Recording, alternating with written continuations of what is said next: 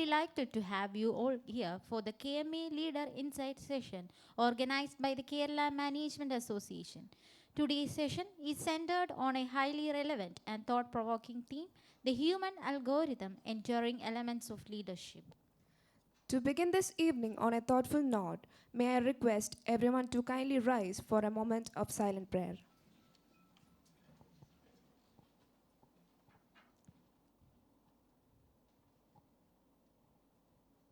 Thank you. Please be seated.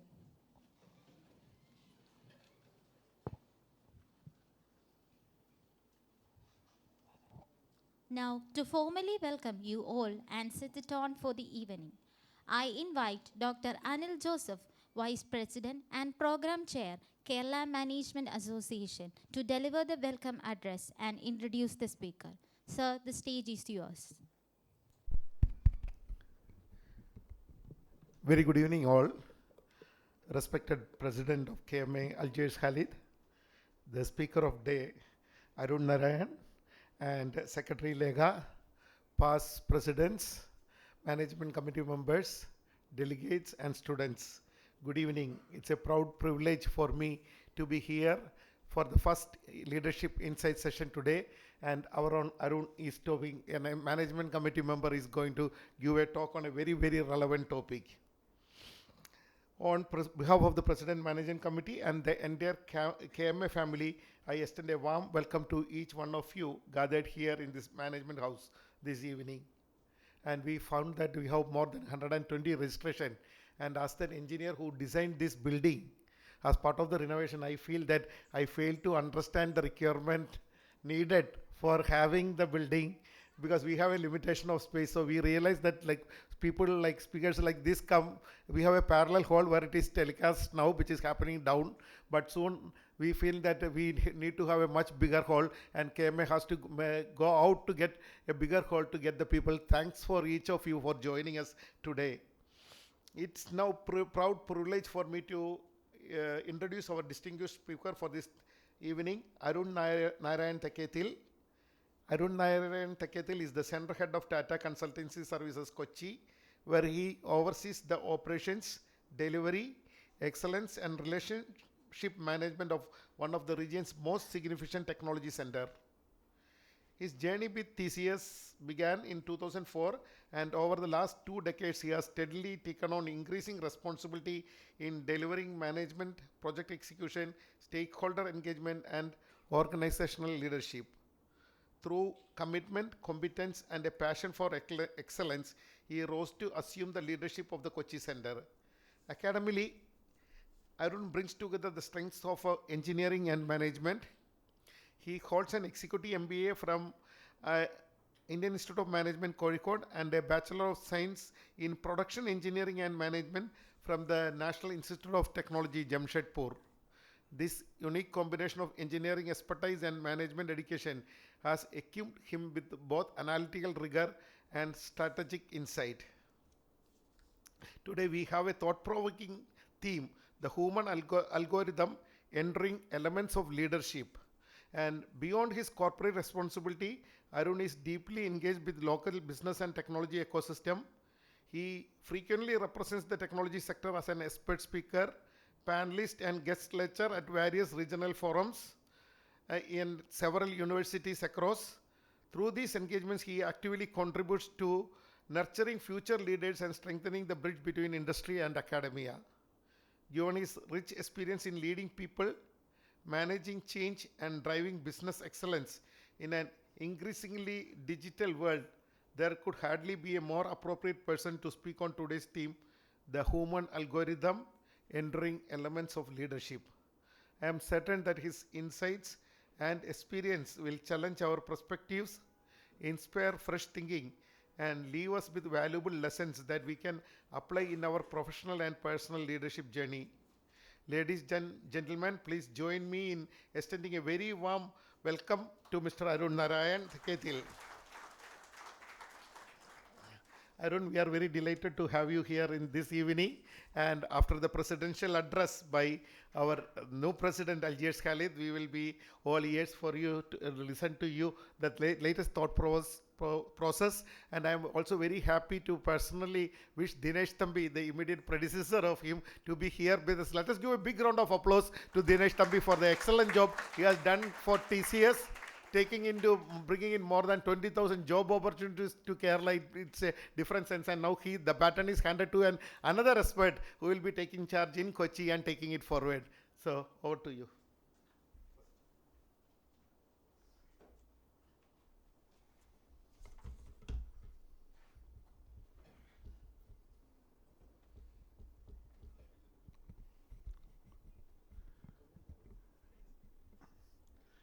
Distinguished Chief Guest of the Day, Chairman of the Program Committee, Honorary Secretary, elected Managing Committee members, past President, I can see Mr. Dinesh Thambi here. Truly honored that you are here, sir. And dear friends of Kerala Management Association, good evening. It is with immense joy and deep gratitude and a profound sense of responsibility that I stand before you today for the first Leader Insight session of the KMA year 26-27. Following the formal inauguration of activities on 8th June, we unveiled the full 32-member Managing Committee for the year, along with their individual responsibilities. Every member has been entrusted with a specific role designed to deliver the best possible value to each and every one of our members. I am confident that this team, talented, passionate, accomplished, and committed, will make this one of KMA's most impactful year yet. Beginning today, we are committed to bringing you a meaningful program every single week. Our sessions will primarily be on Friday evenings, allowing professionals and business leaders like you to participate with ease. And on those special occasions, when program committee secures an extraordinary speaker on management, leadership, business, or public policy, we will not wait for the next Friday. We will bring that additional session to you during the week itself. Because we want every interaction with KMA to be worth your time. A commitment particularly close to my heart this year is the Women Leaders Forum. We are privileged to have 5 eminent women leaders serving on our managing committee, all elected. Their presence, their leadership, and their accomplishments have given me the confidence to announce that we will host at least one distinguished women speaker every month. That means 12 inspiring women leaders at KMA during the course of this year. And we begin 10th July when Ms. Divya Purniya of IIM Bangalore will address on Marketing 101 in 2026 and beyond. These are not token gestures. These are platforms for role models, pathbreakers, and visionaries who will enrich all of us through their experience, wisdom, and leadership journeys.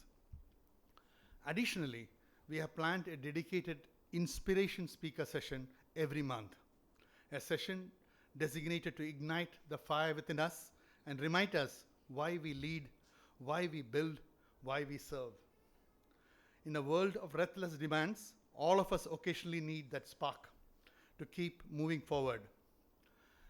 I am also delighted to announce that our chair and co-chair of the program committee this year are none other than KMA Vice President Dr. Anil Joseph and Dr. Radha Tevannur, Managing Committee member, 2 of the most talented and accomplished management professionals in our community. Together with our Honorary Secretary Lekha and myself, they will spare no effort to ensure that every session is relevant, enriching, and memorable. Rest assured, with this team, you are in very good hands. We will, of course, continue our cherished tradition of different activities. The calendar for the year 26-27 includes our 3 distinguished prestigious memorial lecture, the Digital Summit, the Women Managers Conclave, the CEO Summit, and our much awaited award and recognition ceremony. all of which have contributed significantly to KMA's stature over the years. We also plan to publish a KMA news magazine every month, carrying thought-provoking content and celebrating the achievements of our members and their organizations. I encourage you to share your articles, insights, and success stories with our secretariat team so that we can publish that in the magazine. As you can see, our objectives this year is simple: to create value for every segment of our membership. Whether you are a CEO, an entrepreneur, a manager, a consultant, an academician, or a management student, we will make opportunities and programs for each one of you. And then there is our crown jewel, CAMAC 2027. This year's convention is being chaired by our highly accomplished Senior Vice President, Mr. Dilip Narayan. We are planning 2 outstanding days of learning, networking, and inspiration at the Grand Hyatt Convention Center on the 21st and the 22nd of January 2027. An experience that we hope will leave a lasting impression on every participant, registered participant. Dilip has already begun gathering feedback from members to help shape an event that is relevant, engaging, and memorable. I urge all of you to share your thoughts and ideas to him. We also plan to organize management development programs and workshops for our members and also for our student chapters at least once every quarter. Those who would like to participate and contribute or support these initiatives are most welcome to join us. I am particularly pleased to announce that after many years, KMA will once again host All India Management Association's prestigious Shaping Young Minds program, or SYMP, on 16th of October 2026, bringing together some of India's leading business and management professionals to inspire the next generation of leaders. Beyond the boardroom and beyond the meeting rooms, KMA believes in the spirit of sport, well-being, and camaraderie. We will continue our Corporate Cricket League and Corporate Football League.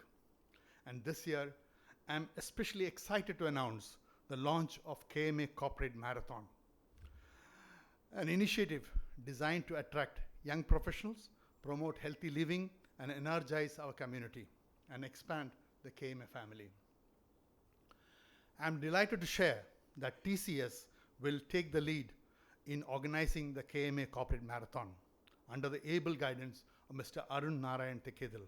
And I'm equally delighted that Mr. Arun is also our very first Leader Insight speaker for this year and a valued member of the Managing Committee for the year 26-27. Mr. Arun Narayan Thekkethil has recently assumed one of the most significant leadership responsibilities in the corporate landscape of Kochi. As center head of TCS Kochi, he leads a team of nearly 12,000 professionals and has stepped into the formidable shoes of our distinguished predecessor, Mr. Dinesh Thambi, who is also a past president of KMA. He is here with us today. He is a respected management professional, and I'm certain that his insights today will provide valuable takeaways that will stay with us long after we leave this room. Next week, we are privileged to welcome Advocate Jose Abraham, advocate on record at the Apex Court of India, the Supreme Court of India, a legal luminary, highly respected both in India and internationally among corporates and NGOs. He has graciously agreed to speak on one of the most critical and timely topic in Kerala today, FCRA 2026, new compliance requirements for corporates and NGOs, Foreign Contributory Regulation Act. This is a session you simply cannot afford to miss in current context. Following that, we look forward to sessions featuring distinguished faculty from IIM Bangalore and potentially IIM Kozhikode, bringing world-class academic excellence directly to KMA. The complete calendar of activities of the year is available on request. We may make minor adjustments from time to time to accommodate speakers and schedules and ensure the best possible experience for all concerned. Every change will be made with your interest at heart. Dear members, ultimately, KMA is only as strong as the engagement of its members. And that is why I have one heartfelt request. Be present. Your regular attendance and active participation are the greatest source of motivation for Honorary Secretary Lekha, myself, and the entire managing committee. Bring your friends, bring your colleagues, bring your peers. Help us grow the KMA family by welcoming new professionals members. Please follow, like, comment, share, subscribe to KMA's Facebook and LinkedIn and YouTube channels. Share our programs widely, become ambassadors of KMA. And I genuinely believe that very few platforms can match the breadth, the quality, and the consistency of the management and leadership learning that KMA offers. And most importantly, give us your feedback. Positive feedback tells us what we are doing right. Constructive feedback tells us how we can become even better.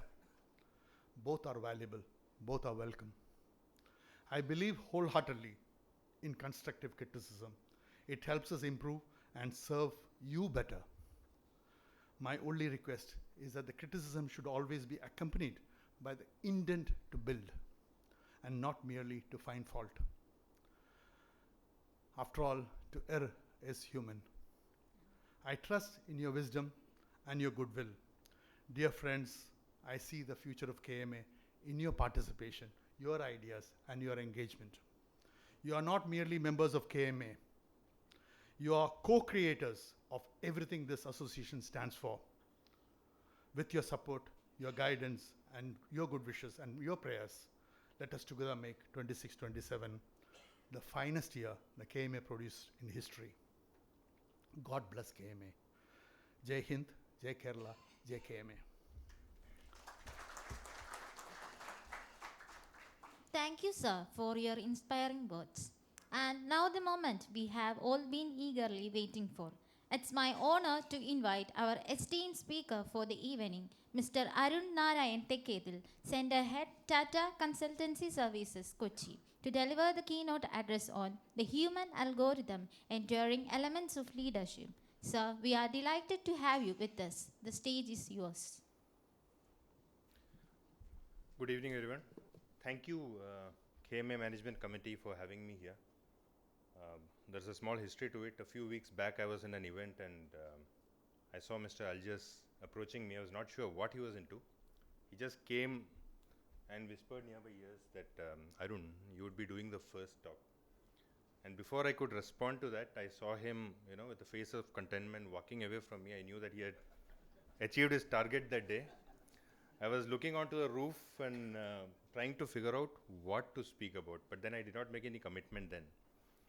I came back to my home, I was thinking what to speak about. Unfortunately, this world has a lot of topics which we should not be speaking about, and very few topics which we should be speaking about, right? So selection of a topic was a bit of a problem. I had 20 years of experience in banking financials. Should I do something in banking financials? I did not want to get involved in a digital arrest. That's what nowadays it's about. Then I thought I'll do something on economics, right? About rupee. But if I start my speech at 95 rupees and if the speech ends at 100 rupees, then I would be irrelevant in that 1 hour of speech, right? So I thought no to economics. Trade wars was again a big no for me because that was again still very volatile. I was just looking out for a topic. When I recollected that I am an engineer and I am in the IT industry, there is something which has to be associated to IT, something about leadership, something about KMA, something about everyone who is coming here and listening to it. So I thought, let me stick my bet on leadership. Things about leadership which probably we may have to think about. This is not a solution which I am trying to propose. This is not an answer to anything, but it's something which I'm thinking through. I am also in the process of thinking through this. What is human algorithm? What are the enduring elements of leadership which will take us through these times? And when I say these times, what are these times? These are times of challenges. What are the forms of challenges we have? War is an everyday reality. It's almost like a machine. You switch it on in the morning, switch off in the evening. It's Friday evening. I'm sure there's going to be some action. There is unfortunately human displacement. Millions of refugees going from country to country. Borders getting grayed out. Unfortunate lives. You see a lot of kids not having access to food.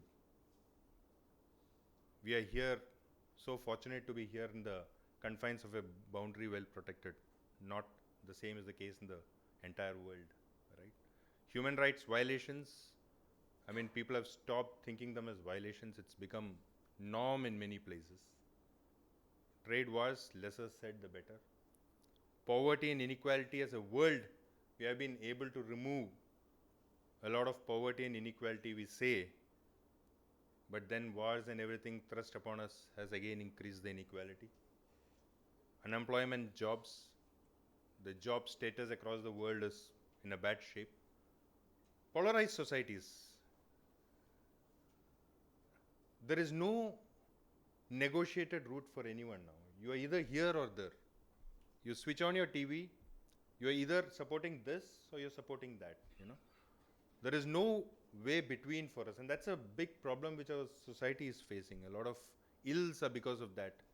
Because our mind is set to either have a yes or a no. We have become binaries. We have become computers, sort of. Either it's a 0 or a 1. There is nothing in between for us. You either support it, you don't support it. You don't go by, you know, we used to have times when we used to have an issue-based support on things. This issue, we are okay with this. This, in fact, if something changes, we are blinded. We are deaf. Climate change, we don't see it inside this AC room, but, you know, come August, we are at the peril of having a big rains out there in Kerala, and I think we are one of the first affected. Health crisis, anyone who comes out of the airport now, I was just speaking with Algiers in the elevator, and they had gone through 1.5 hours of, you know, whether you have got a Ebola testing or whatever it is. We are out of COVID, but we are not out of fear, right? So this is the times in which we are in, and these are times when we can come out. We can come out not by exact solutions. It needs to come out by leadership. How can you look at the future? You look at future with hope. There are certain things where one or a few people, when changed, might actually change the trajectory of the world. But then there are a lot of things which can be changed by a set of actions. One, probably a good amount of compute power, technology. Technology can bring in a lot of changes in our life, right? It has changed life until now. The more the compute power, the more the number of, you know, endpoint computing, the more we have data at scale, the more solutions we get for some of these problems.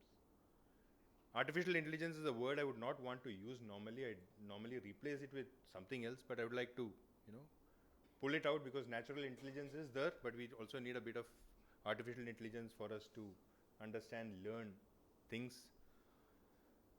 The other part of this society, unlike the past, is we are an increasing, you know, we have an increasing amount of innovators, startups, you know, platforms and ecosystems. We don't rely on one big establishment, one government. One person can be an industry. Nowadays, some of the biggest brands which you see, biggest companies with biggest revenues which you see, probably might consist of 10 employees possibly, or 15 employees. Possibilities. The possibilities to remove all of those inequalities which I'm speaking of. The possibilities. Of course, people who own it would also have to think more about this society. And then thankfully there is a lot of progressiveness in the society. A society which thinks about, you know, ecosystem, about purpose. It's not just one or two corporate houses who thinks about it. There is a lot more of thought which is in the younger generation. We talk about Gen Z, we talk about all of those things, but essentially, as we go on from generation to generation, I feel that empathy is increasing. You know? They're looking at things with an idea of how things can be sustainable, and that's what I always look at with the newer generation at every point of time. people are not that selfish, I believe. And that's a hope in front of us. All right. And when we talk about technology, the first technology and the only technology which comes into your mind is artificial intelligence. All right. You heard of artificial intelligence. Agents, have you heard of agents? For some of you, an agent would be a James Bond 007, right? And in the past, that was the only agent we knew about. And then we had a few other agents, a ticketing agent, but nowadays agent is something else. AI has started adopting all terminologies which is there. Cloud used to give us rains, now cloud is something else, right? So AI agent is also like that, helping us out. Edge computing. Edge is, where decisions are made in the very final point, at the tip, at the end, at the sensor level. We are having technologies to ensure that compute power is there at the very final node, at the very final end, which is very important for us. You don't have to depend on data traversing continents or getting back to a common base. Right? Quantum computing, something which is kicking through. I'm naming all these technologies not because of the fact that I need to take a class on it. I'm just trying to appreciate the complexity of the solutions which we are into. All of these things, when we talk about technology, the only thing which comes to a normal mind is anything which is associated with artificial intelligence. But this world of technology which is growing, the world of complexity of solutions which is growing in all directions. Trust infrastructure, cyber, I talked about digital arrest. Right? The cyber security threats which we have, and we are going to have even more with the sort of elements which are there out there. And brain-inspired computer architecture, sustainability tech, all of these things are solutions, technologies which bring in some sort of solutions for us. But there is a pertaining question. There are so many problems and there are so many technologies. What is the leadership in this era of intelligence? How do you define leadership in this era of intelligence? Do you think that this is a pertaining question? I would just pop a question back to you. Do you think that is there a question of whether leadership is still relevant at this point of intelligence? You've got machines to bring in a lot of intelligence, right? Who used to be a leader? A leader is someone who brings in a lot of intelligence, right? Who brings in options to the table, correct? Do you need a leader now for that? What was leadership about at some point of time? Leadership was about scale. The more people you have, the more resources you have. What was leadership? We build enterprises, we build organizations by what? By increasing the number of people. I have 500 people, I have 5,000 people. By building the number of factory layouts. I have a factory out here, I have a factory in Palakkad, I have a factory in Gujarat. I'm expanding to other geographies. Leadership was about scale, scaling teams, scaling delivery of all sorts, right? Just a point of thought. Is it still about multiplying this capacity? Is leadership still about multiplying this capacity is what I'm thinking. Because at this point of time, what expands and what multiplies is intelligence. Intelligence is what scales in this era of technology. You've got systems, umpteen systems, thousands of systems out there which bring in insights, right? At the click of a button, you get an insight, don't you? You have your chat GPT and all those things. You type in a question, you get an insight about it, right? And it's available for everyone, Machines create output. The most refined of outputs are created by machines. You don't have to refine it further. You don't need a human to refine it further, right? And then the James Bond 007, the agent which I was speaking about, takes care of every workflow in the organization. So if we are in a situation where we are, not just automating all of these things, we are actually redesigning intelligence. Okay? What is the relevance of leadership? Intelligence is abundant. It is democratized. It is commoditized. Everyone is intelligent. Out here, everyone is intelligent. Do you need a leader is the question. What happens to leadership? What is the significance of leadership? The most intelligent person is supposed to be heading the organization. Do you need an intelligent person to head the organization? Or you don't need? Or is it that in the time of intelligence, leadership becomes more visible? There is another aspect to it. Either you can think about an aspect where leadership is not required at this era of intelligence, or there's an aspect that as and when we have more intelligence in the system, as in more of democratization happens in intelligence, it becomes visible. Leadership becomes more visible. I think leadership becomes more visible. Do you know why? We are a system wherein the value is slowly started moving. Previously, the supervisors or the bosses normally had all the answers, correct? Am I right? So you look up at supervisors, you look up at leaders for your answers. Do you think that with all the systems, technology around, do you need someone to give you an answer? Is the supervisor or is the leader supposed to be a person with all the answers? It's been democratized. Information is democratized. Whatever information you need, even the age of Google, it started getting democratized. Now with more technologies which are there, you are having contextualized knowledge in your hands. A lot of contextualized knowledge. The texture of knowledge which you get in is the best, right? Intelligence.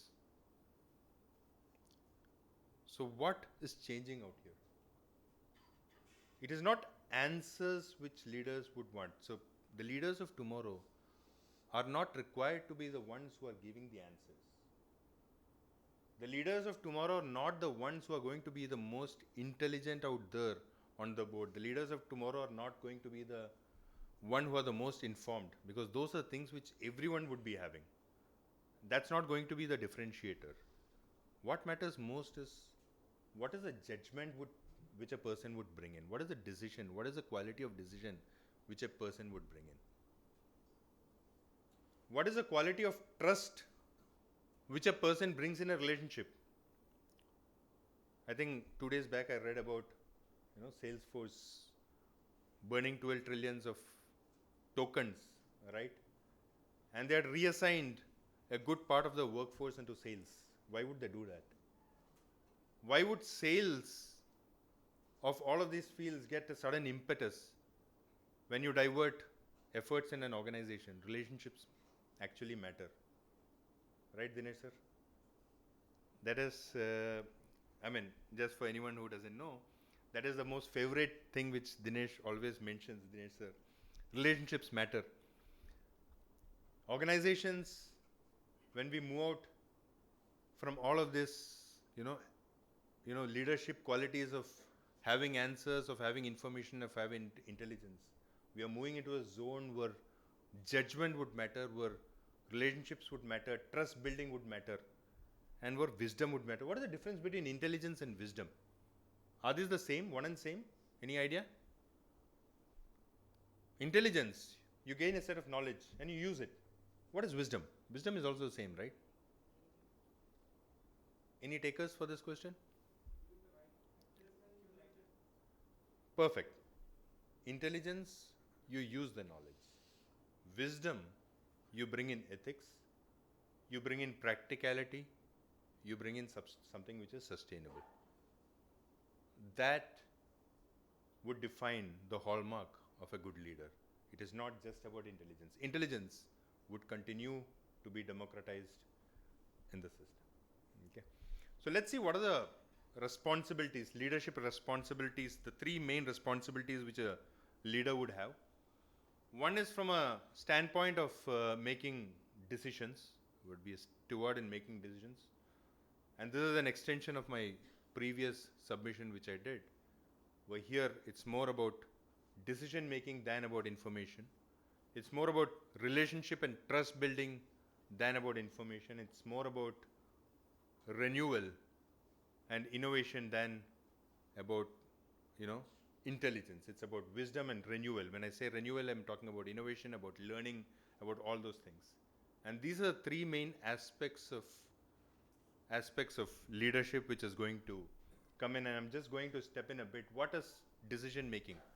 Decision making is going to be a combination of judgment and courage. What is this combination of judgment and courage? Information intelligence is democratized. What is judgment?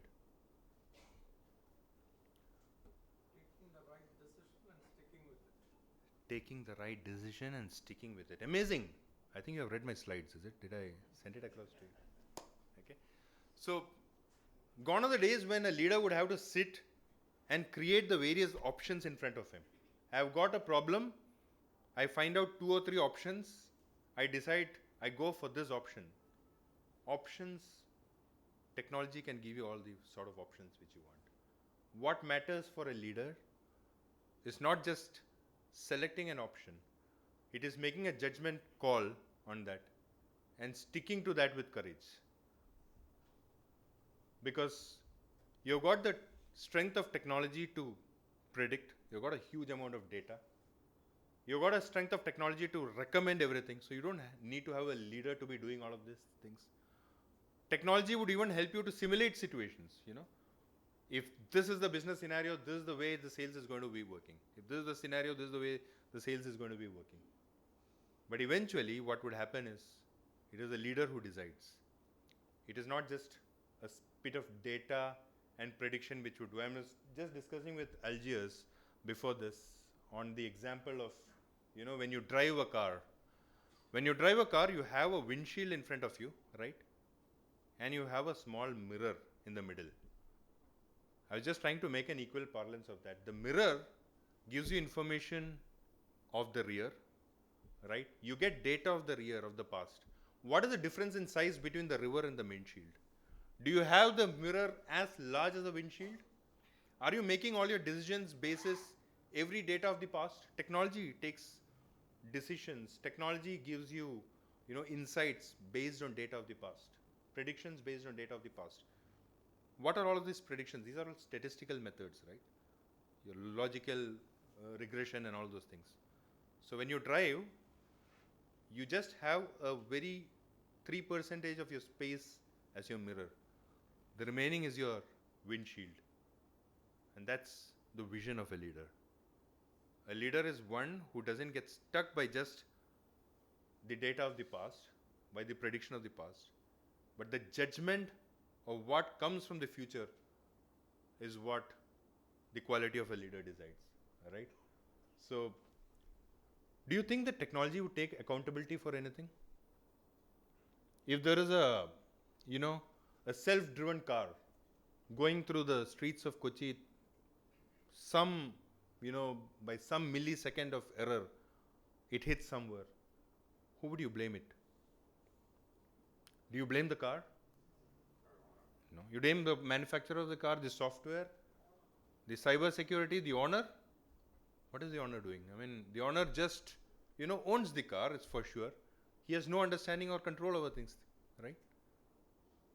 Systems, the impact of systems are huge by the decisions made by a leader, right? In case, if you look at it, if there's a bot, and I was just checking it, if there's a chatbot, there was one instance where a chatbot made a weird recommendation for one of a life and death, of a insurance scenario, and the patient had an impact, went to the court, and the leader and the company out there mentioned that it was a bot error. The court denied it. How can you say it's a bot error? Technology doesn't take accountability of any of these things, right? Responsibility cannot be delegated. Courage comes in making the right decisions, because the impact of those decisions would be on lives. Because of the fact that, transactions go on increasing. When intelligence is democratized, the number of transactions go on increasing. And the whole role of a leader is to ensure that how do you make the right decision? How do you make the right judgment at each of these touch points of decision making? It is not about creating options. It is not about deciding which option you need to go for. It is about deciding, sticking to your decisions, taking accountability and responsibility, because that's what leadership would be about. So, if the car makes an accident, it's eventually the leader and the company who owns it. You cannot say that the car had a problem, the owner had a problem, the software had a problem, the cyber security had a problem, the guardrails had a problem. You have multiple layers which we can look into it, right? So it's about, you are saying about it. standing behind the decisions. This is a slide you saw yesterday, right? A leader need not know everything. Until now, we always used to be knowing of leaders who knew everything. A leader need not be knowing everything. A leader need not be distracted by all the knowledge in the world. He just needs to be deciding what he needs to stand with. And that's what leadership would be about. It's very important that we are very clear on this, because as we move forward, the reason why I'm emphasizing the fact is that as we move forward, there would be a lot of clutter because of data and information which would get into our screens. It is at that point we have to be very sure on what is it that is there in our path. What is it that we are supposed to be doing? Are we supposed to be doing a selection? Are we supposed to be doing a decisioning? Are we supposed to be supporting something with courage? What is the impact of the decision which we make? Because at hindsight, if you look into everything, you would feel that the work is getting simpler. Technology is making the work simpler. You're getting insights pretty quick. How many of you use ChatGPT and the tools? Did you check ChatGPT for an answer for this question? No, right? No. Good, thanks. So it's so simple for us to go to any of the co-pilots and find out an answer, right? But a good leader would not simply look at the answer and say this is my decision. Those answers are only going to distract you. That's only going to distract a good leader. The second thing is about trust and empathy. I was talking about, relationships, right? Intelligence, I mentioned, is very democratized. You get information, intelligence everywhere, right? Can you create relationships with the same speed of creating intelligence? Can you help your mobile create relationships? It can do a LinkedIn connect. You can connect with a person, they would accept it, right? Some of you would accept a LinkedIn connect. Does it mean that you have a good relationship with that person? It is just a connect in LinkedIn, right? So technology would take you close to it. But relationship and trust, again I owe it to Dinesh sir. Relationship matters. Relationship and trust are built by people to people touch points. And that's why the case of Salesforce.com, 300, 400, 500 new people in the Salesforce. Because you need to have more people connecting.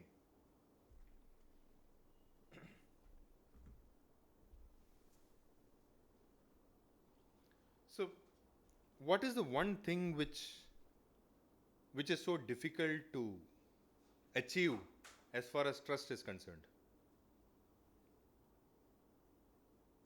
You got information about a person.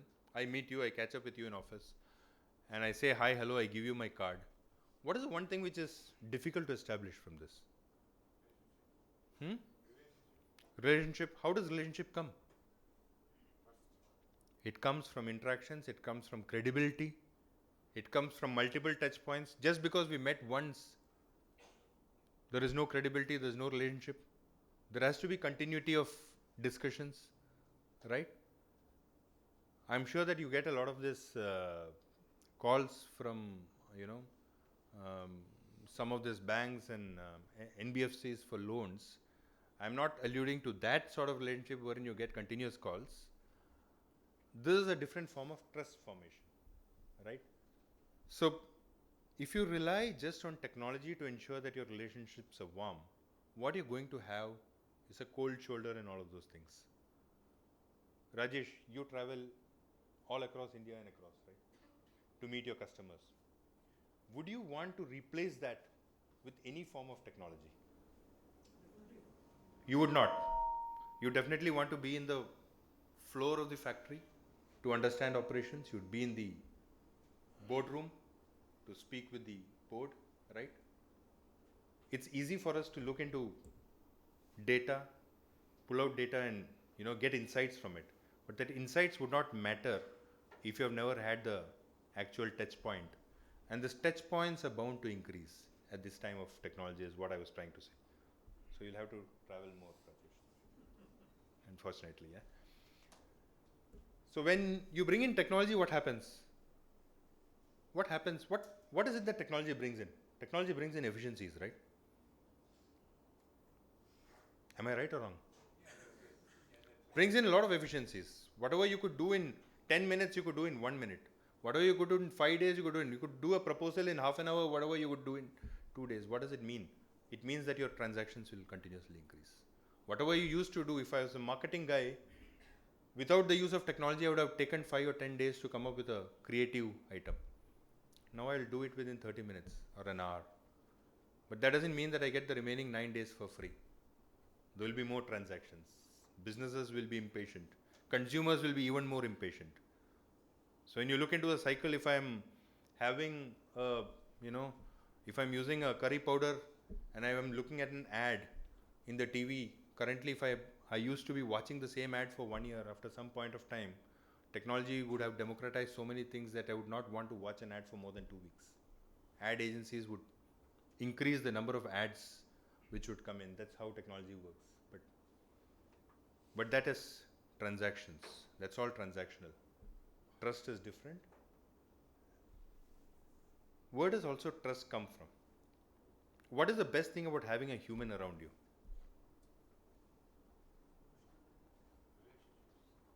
Relationships, empathy. Right? A soft empathy in the traditional sense was seen as a weakness. But in the age of technology, empathy is not weakness. Empathy is what makes you the leader. And I think we'll have an example towards the end of how an empathy made someone a great leader. Okay. So we can optimize decisions using technology, but empathy comes only from humans. I'll give you an example. There's an example from healthcare. So you can have the best reports using technology, the best accurate MRIs. What is the role of a doctor and a nurse?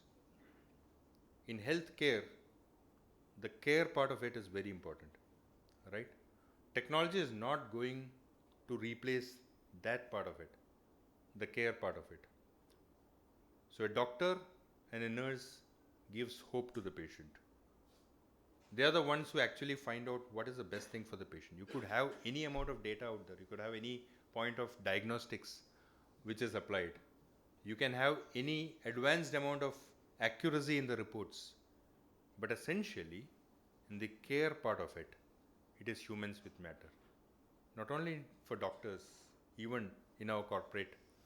If you look into our employees, if you look at employee care, employees would not and should not remain as just a data point. Personal care from the leader is what makes a difference. So the third part of leadership which I wanted to speak about is, when we talk about relationship with customers is one thing. There is another thing which is relationship with the community around. Okay, I'll give an example. This is from TCS. I'm from TCS, so I took this example. So last year we had this AI summit. You remember something of a sort of an AI summit which happened in New Delhi, right?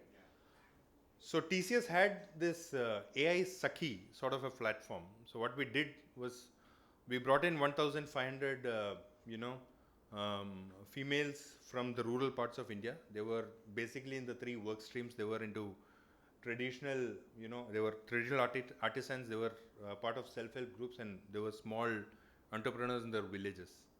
All right. So on one side, as an organization, we had been providing solutions, deliberating about solutions with the customers, consulting, all those things, which is there. But the one ideology which keeps us alive is the fact that how do you bring it to a larger community? Because in the initial part of my, slides, I had mentioned about inequality. Inequality can be aggravated by technology, because technology takes forward one set of people much faster than others. If you do not have access to technology, you can fall back very soon, much sooner than it used to be in the past. So in this program, what happened was we had 1,500 ladies. What they were able to do within half a day, we had provided one mentor for every 5 of those participants. They were able to create small technology components, AI agents, whatever you call it, to take care of whatever their area of work is, design selection, you know, getting things, digitized in the format within 3 hours of work. There were about 4,700 odd AI tasks which were done in this period of time. We also had, I did not quote it out there, but we also had something for Bharat Yuva AI, which is more of non-technology graduates. I think from Kochi we had Bharat Mata College who had represented. There were students from across India from non-tech backgrounds, not even science, not maths, non-tech backgrounds who were actually part of the event. They were also able to come up with solutions. The essential intent of me telling about this is leadership comes about not only creating your relationship with your customers, that is definitely going to your bread and butter. But in this age of technology, it's very important that we create our relationship with our ecosystem around us, which is the community around us, right? And inclusivity is a major responsibility for a leader, because if you're not inclusive, what you're creating is an unequal ground for people around you. The third part which I would want to speak about in the last part is about stewarding renewal, and I'm referring to curiosity and purpose. So in the traditional sense, how is it that we learned? How do you learn things? How do you create things? We had a normal way of learning. You get inducted, you go through your induction, you go through your classroom sessions and all those things.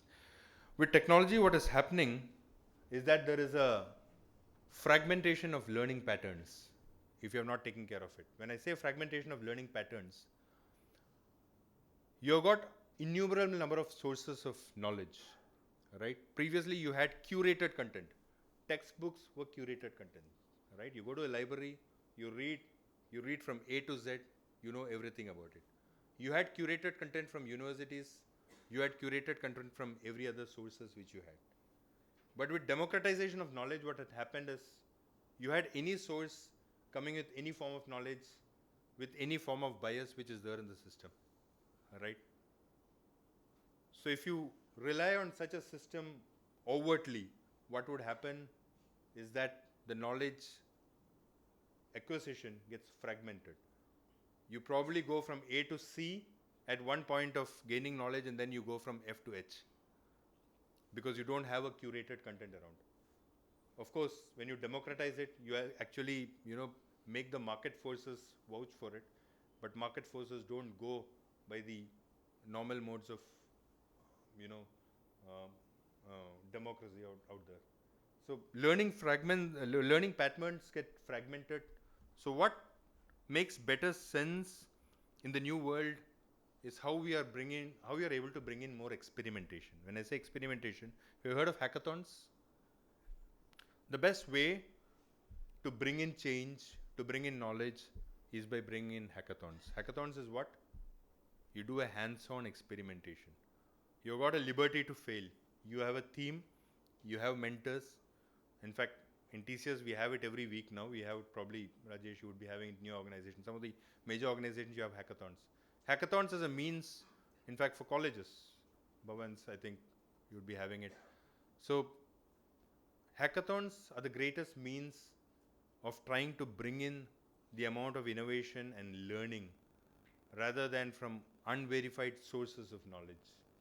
You experiment, you tend to fail, you build, you learn, you build an organization which is curious, which is capable, and which is sustainable as far as taking in knowledge is concerned. So in short, technology normally answers the question of how something is done, but the direction of what something needs to be done is what a leadership should answer. Gone are the days when a leadership is involved in the how part of it. Gone are the days when options are and intelligence was used. That's not the role of a leader. The role of the leader would now be into what direction is to be provided. There's one point to ponder. It's a question which I don't think I'll be answering now. At an early point of career, we talk about interns, we talk about entry level, right?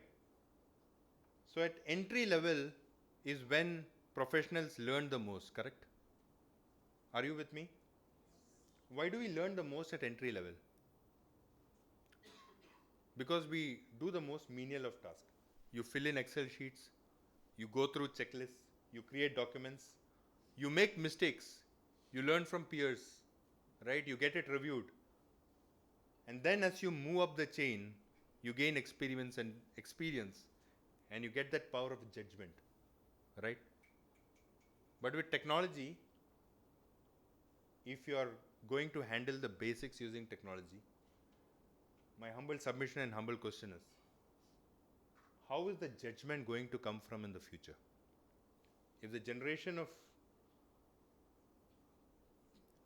youngsters get into the workforce are devoid of making the smallest of mistakes, are devoid of being corrected, are guided by technology to make work perfect.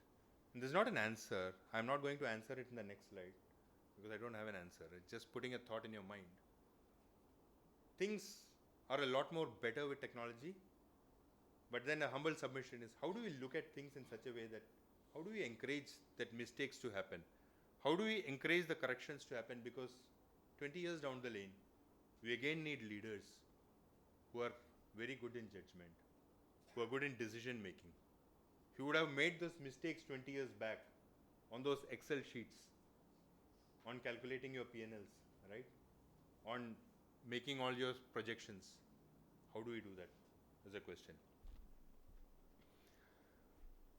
So I think I have put in all the, 6 things which build up a human algorithm. When you look into those terms now, it looks so basic, right? Judgment, courage, empathy, curiosity, trust, and purpose. It looks so basic, right? But then I go back to the words of Yuval Harari.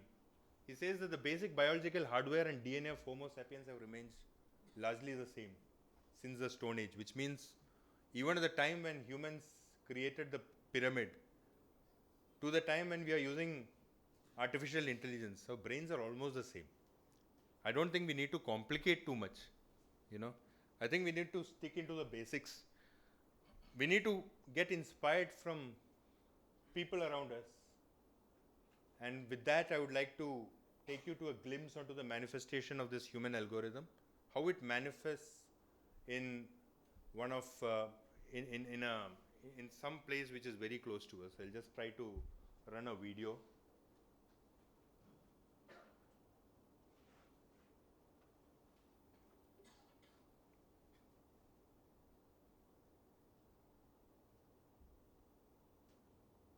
It's a small video.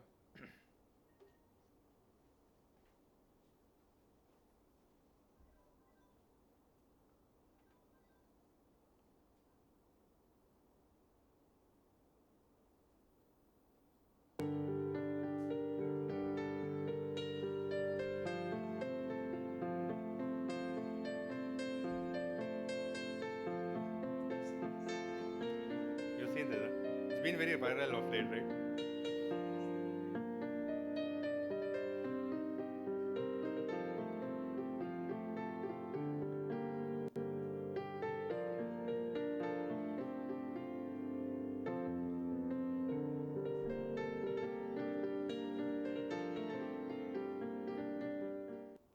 So when you speak of leadership, you need to take examples. I was looking examples all over the globe, And across the whole globe, I found out one example which is so close to my heart, right? So this video is of Dinesh sir. Dinesh, please raise your hands, for others. See, how do you explain, the last 2 weeks, the last 3 days, May 27, 28 and 29 to be perfect, to be exact, in TCS was an emotional roller coaster. We have never seen this in any corporate. We never ever seen this in any corporate. We arranged a farewell wherein we had around 70 to 80 invited individuals coming virtually on the screen. And never in the history we have seen a farewell wherein everyone had not only come in to say about what they had to say, but they waited until the last minute. Normally, when you get into a call, you tell what you want to and you leave. They waited for 3 hours. You had people logging in at 3 o'clock in the morning from US. Business heads who are supposed to be working till 2 in the morning out there, who are there to give their feedback. I can still understand that because they would have worked for so long. We have a colonel who is heading our admin who's saying that he has worked, he's a well-decorated colonel.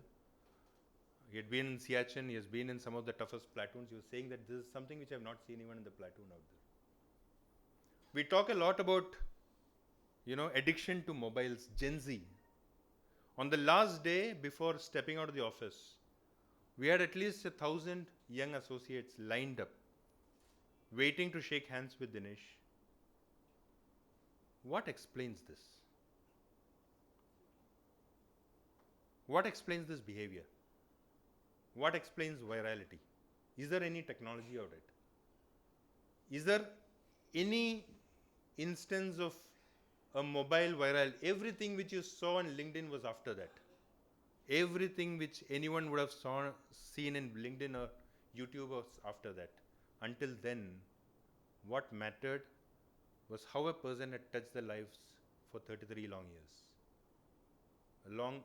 And in fact, the core committee was, we were looking at how successful it was, and then one of us responded that the farewell might be a 30-day preparation, but the outcome is because of a 33-year career.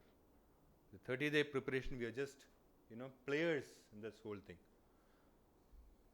I would want to dedicate this speech to the illustrious career of Mr. Dinesh Thampi in the Tata Group.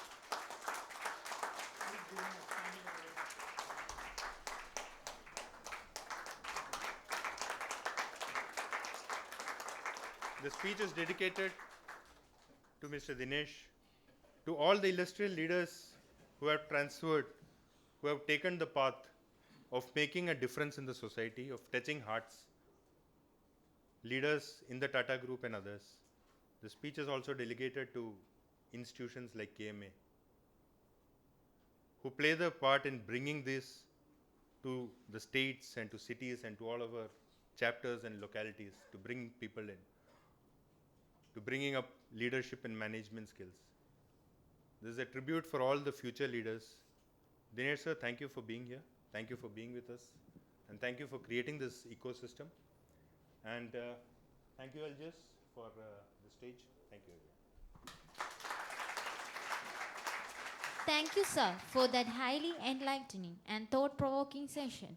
Your insights have reminded us that while technology may continue to evolve, leadership ultimately remains a deeply human endeavor. I will borrow one word very commonly used by past President Dinesh Thampi. The word he uses is amazing. I don't have any other word to say that. Thank you very much for fantastic presentation. Really touched everybody's heart. On a full house for the first session. You all made it. And I'm sure this is a great beginning. Over to you for questions. We could have had a couple of words by Dinesh Thampi. We will have. We should have. Not a different session, but this session. We'll now move into the interactive segment of the program, the Q&A session. I request the audience to kindly keep your questions brief and to the point. I think everybody is wonderstruck. And yes, sir. See, you mentioned that the internship and such other activities currently will have very little mistakes, so that they don't have an opportunity to make mistakes. Whatever may be the technology you are using, AI technology which is available at least as of now, there are so many mistakes coming up. We So- we would actually want more mistakes, new types of mistakes to I'm come saying, in. I'm Yeah. saying that the premise that they are getting into a dangerous world, is that accurate? No, I'm not. I never mentioned that they are getting into a dangerous world. My only point is that we have conventionally seen a career, start with, roles wherein you do a lot of manual work, like handling all those manual data entries and tallying and all those things. That's how most of the careers started, and we make minor mistakes. Essentially, the whole experience and judgment comes with this 20, 30 years of, having seen various forms of, improvisations and feedbacks and reviews and all those things. My only submission was that when the world changes, we should also have an adequate space for people to experiment.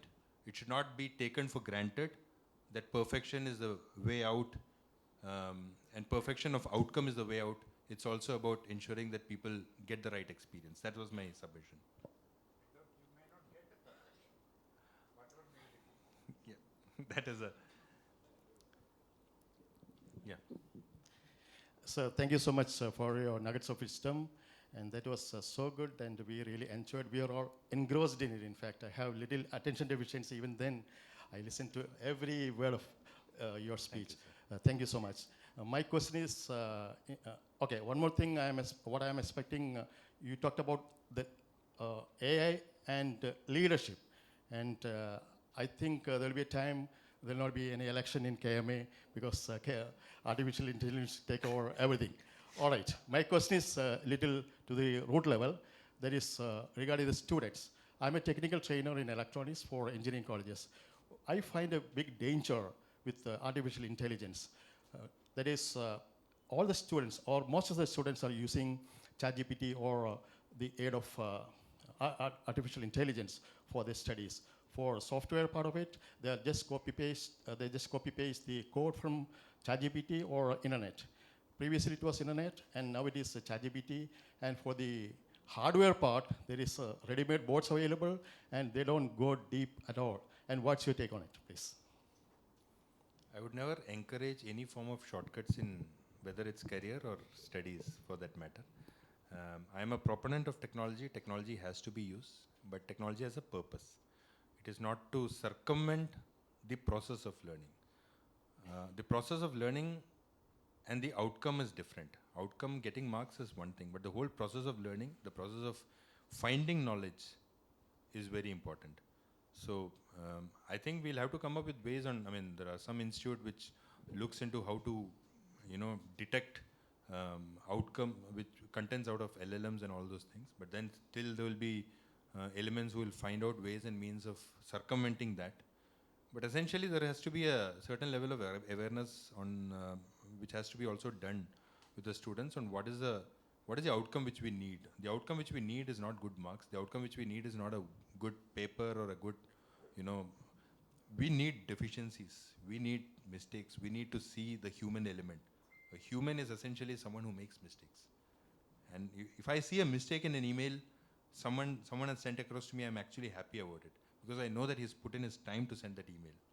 But if I see an amazingly written email, which is a bit mechanized, I'm not sure whether he has even thought through that process.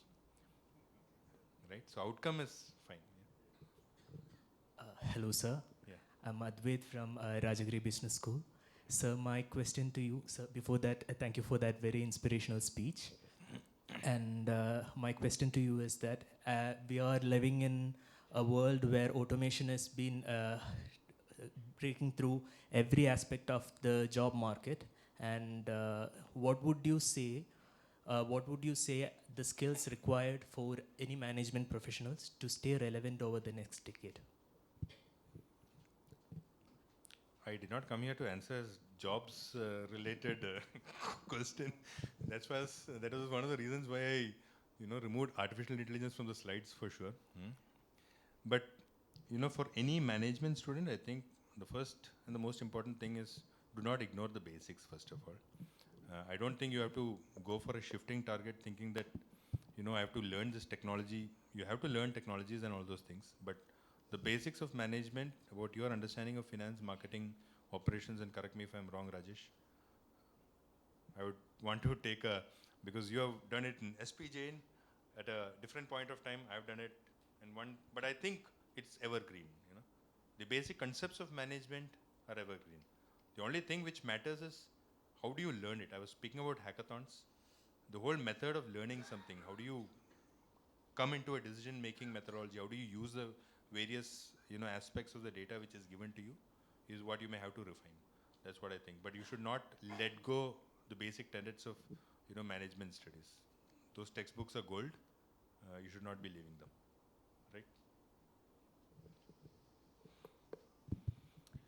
Evening, sir. My name is Rosen Matthew, and I'm coming from Rajagiri School of Social Sciences. I'm an MBA student. Before I ask you my question, I want to say that this speech was entirely so thoughtful, and it had little jabs of subtle wit, which I really enjoyed. It set this tone in really motion. My question is that right now in this generation and the generation ahead of us, kids, mostly kids, they have resorted to using AI, most probably, to to reduce making mistakes. You can give them a simple task like homeworks. Teachers say they struggle so much with giving them homeworks because they would take it home and use AI and come back with perfect answers. And they're afraid of making mistakes. Students like us are very afraid of making mistakes. So I want to ask you, do you think something as basic as curiosity and empathy could be taught to someone who lacks it or who has lost it?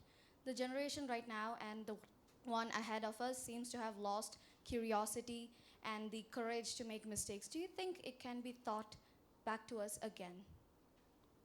There are two aspects of the question. One aspect is, why do you, I'm just thinking while I'm speaking. So why do you do what you're doing?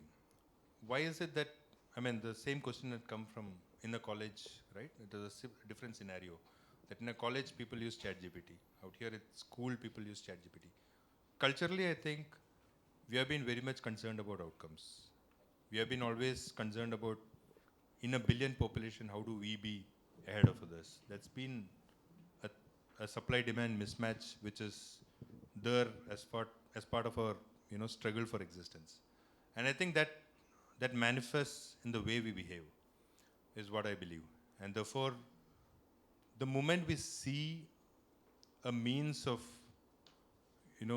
getting out of that, circumventing that, we use whatever comes in our way, whether it's technology, whether you have a neat question paper issue, whatever it is. The moment you see a means of circumventing and to be ahead of a set of population is when you, so I think structurally the way we think should be changing. We should not be so much obsessed with the fact that we need to be the best as far as marks or whatever is concerned. As far as as far as ethics and all those things are concerned, there is a set of value systems which probably is a collective conscience of the society. You cannot stick it to schools, you cannot stick it to families. It is a collective conscience of society. So as a society, how is it that we distribute it in the various segments? Because I cannot simply say that this is a family value which has gone wrong. You cannot say that the school is not doing it right. It has to be a collective conscience, and that's how we'll have to act on it. I'm not sure whether I've been too philosophical, but just trying to. Yes, sir. No, sir, Thank you. Actually, I just want to add on more of a question, not a question, to what you very elaborately said. Whatever technology goes, whatever it is, it's finally man behind the machine, and presence of mind matters, especially since I was in the armed forces, where a decision by a leader could result in life and death. And to quote a practical example, we had a situation where we were in a tight situation with Bangladesh in the Numur Island in the early 80s. And our ships were there, their ships were there, and they kept saying, your navigation is poor, you are coming to our waters.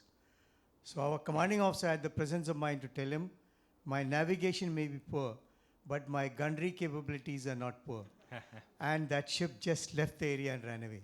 So without firing a bullet, we were able to control that. This is something that I think youngsters should keep in mind, presence of mind. Thanks a lot, sir. Thanks a lot. So I think, end of the day, I'm not bringing down the value of any aspect. Technology is important, technology is great, and then we need to use it the way it needs to be used. We need to bring in the best of efficiencies, and we need to aspire to ensure that it brings in a lot more of social good, equality, or whatever it is, to our lives. But from a standpoint of leadership, we have to be very clear on what we need to look at as far as, the type of mentality we have. Yeah, that's it from my side. Yeah. I think I'll call past President Dinesh Thambi to hand over the memento to Lisa. I think there's no better, more apt person to do this honor. Sir, please come. For a photograph. Lekha.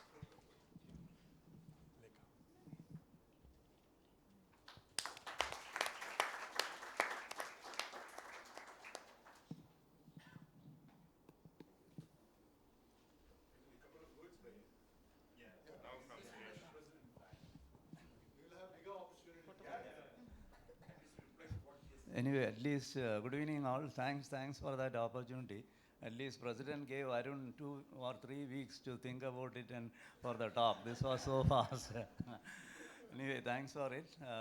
Anyway, just to touch upon that farewell, I think it was really very emotional, and the effort the team has put in. It's not like they said give a gift and said, but the whole effort they put in is really appreciative. And thanks Arun for showing that video. It is a caricature. It was a full-blown caricature which has been created by the team. And it was really, I think, from my standpoint, TCS could have put me anywhere across the globe for any job or any role. But being given an opportunity to be in my home state and do something here, because when I came in Info Park was maybe hardly 450 people, which is currently around close to 75,000. So, and we were like 25. So that is also good. So very satisfied to put in whatever effort from my side to create that ecosystem, and I hope it will go from strength to strength. And there are, in fact, AI itself is coming as a portfolio with the current government. So let's see how it goes through. And just to touch upon the question you asked, that is a very relevant question. And also, like I think Humar from the student from Rajagiri asked, the basic aspect of AI is, in this room, I don't know how many of you know AI. You don't have to answer that, but you cannot say you don't know AI, because you can ask AI and AI will tell you what is AI. So that is the key aspect of it. So in fact, prompt engineering is coming into play, but prompt, you can actually ask AI for the right prompt, and then you put the prompt and it will give you the answer. So that is the situation in it. But one thing is, whatever the technology, forget AI or something else coming into play, the key aspect to be instilled in the current generation, it should not be used for decision making. For a productivity enhancement, any technology should be used. If, to the question you asked, the answer, whatever question you put in, whatever the answers come in, you can collect, like we all do that. Without any of this technology, I used to meet with somebody who joined today or 30 years in the organization. If I don't know something, I check with them. We collect the data points, and finally you make a call, and then you should stick to that decision, as Arun mentioned in the slide. So that is one thing clearly instilled in, to be instilled in the younger generation. For a decision making, it has to be your own call. And don't tell the technology made the call. So that will not work. And anyway, one of the things is like observation. If you look around and observe, anyway, to an extent, curiosity or empathy can be taught or brought into the generation. Because one good example is Gen Robotics. That anyway, one of the key aspects is the earlier IT secretary always makes fun of me, because we rejected that boy when he came for interview to TCS. He started Gen Robotics. The only thing is he observed, he was in Calicut, and he saw this human being going into the manhole and cleaning. So which is not a very good environment for a human being. That's where he actually created a design and produced the robot, which is across 10 or 12 states in India and even outside of India. So that's why. So if you observe around, and for a social cause, if you can do something that needs to be done, it will definitely create that empathy. And if 3 people are around you, that create a movement. So that's all. And thanks, President, for giving me this opportunity and for initiating it, sir. Thank you very much, and wishing you all the very best to the President and the team. Thank you.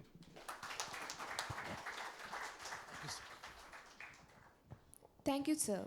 As we come towards the conclusion of this evening, I invite Ms. Lekha Balchandran, Secretary, Kerala Management Association, to deliver the word of thanks. Respected President Mr. Algiers, Program Chair Anil Joseph, our respected Speaker of the Day, MC members, past President, and other distinguished members of KMA, a warm good evening to one and all. Apart from apart from technology, apart from knowledge, apart from intelligence, there is something different, which is the leadership skill required. I'm so glad to have Mr. Arun Narayan Thekkethil here. Our leadership code is redefined. Leadership code is shaped by our vision, our ethics, and our emotional, I would say, emotional intelligence. Thank you so much, Arun, for such a different aspect of leadership which we used to think in the previous years. Empathy, I don't know, in my case, there's always my consultant says, my empathy is the reason that my staff is not working properly, because I'm too empathetic. I don't know whether being a woman, I don't know, women senior, too much empathetic, I think. But he says, yes, yes, very much true, very much true. And thank you so much, and what a good start of the year's program. Hall is full, such a wonderful speaker, and I'm sure with your support and with your suggestions, KMA, this team led by Algiers and program chair by our own Anil, we will be presenting more and more good programs, good speakers, and what a wonderful honor for you, Dinesh.